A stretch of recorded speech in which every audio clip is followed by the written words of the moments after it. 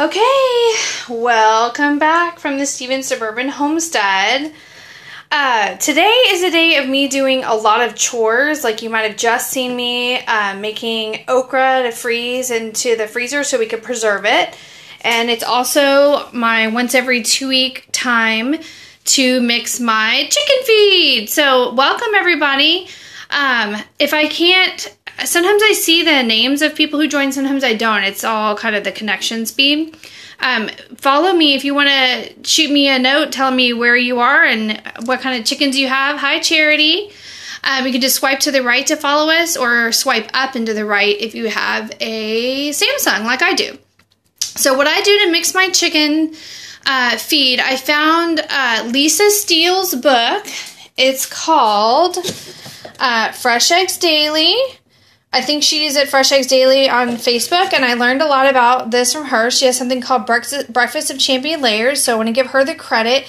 This is the recipe that I use. It's not mine, and I just found her online, and I follow her on Facebook. And she talks about how the different supplements do different things for your chickens, like help with respiratory or mites. And so I think it's important to try to go to the experts because I'm actually just an amateur homesteader. Hi, Boomerang. If anybody has chickens, let me know. So we start with the pellets. And hi, Gabby. The pellets, I put in 4 of these sized containers. I don't know what that is. Maybe a quote. Hello, Boomerang again. And then I add in some oats. Hi. The thing about chicken food and supplements is to remember it's a supplement. So it's much like if you were going to do something for yourself, it's not a necessity. They're not going to die without organic flax seeds. Let's be real. Thank you for the hearts, everybody. So don't stress out about it. I stressed out about it when I got my chickens, and then I realized it doesn't matter. Thanks, Gabby. All right, Siri. Thanks for coming. So we've got flax, we've got some old-fashioned oats in here, and then we've got some microbial products. It's like, it's basically like acidophilus that you might take for digestion. And the recipe, again, is in Lisa Steele's book, so I'm not going to go back into that again, but that's how I know the measurements. I've done this quite often. And then we have some sea kelp. That's what's in this bag. I used to have a small bag. Now I have a... Hi, Record 40. Do you have chickens? Is your logo an egg? How cute is that? So I'm putting in some seaweed. Or sea kelp. I think that's the same thing, seaweed. Hello, welcome. We're mixing chicken feed on the Suburban Homestead. Thanks for the hearts. I love that. The last thing I'll put in today is brewer's yeast and garlic powder. Hi, Hogden. And that's, again, to help with various, like, bacteria or, I don't know. Lisa's book explains it all. I just do it now, you know, from memory. Okay, there's 2 other ingredients. Oh, look, my little mixer went in there. There's 2 other ingredients that I haven't added, and it's, diatomaceous earth. And I'm just going to put the pellets on top now while I'm talking, so I can get it mixed in. Diatomaceous earth is like sea, like coral or little sea creatures that are dried.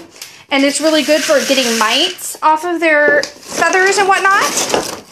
And it also kills like ants and stuff. Because if they splash this food around, you know, you don't want ants in your coop and stuff. Oh, good. Thanks, Gabby.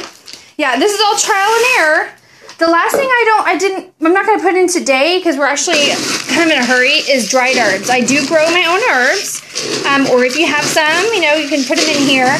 But remember not to obsess on this, okay? The recipe comes from Fresh Eggs Daily by Lisa Steele. I found her on Facebook. She's a chicken expert, and she's really into herbs. And that was a key point I want to mention, that I didn't have any dried herbs today. However, I do grow my own herbs, and I do put them in, and I gave them some fresh herbs earlier. Cool, what's the ingredient for no mites?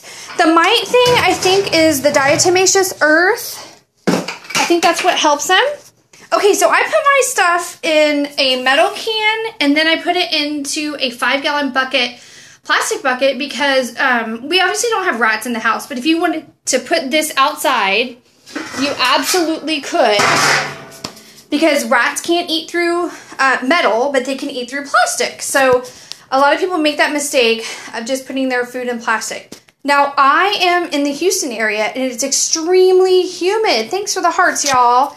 And so I don't keep my food outside. This is our old dog food bin, and we actually have the space. But if you had a little bit smaller space, you could put them inside of each other and take them out. Now, we have chicken feeders that are made of PVC pipe.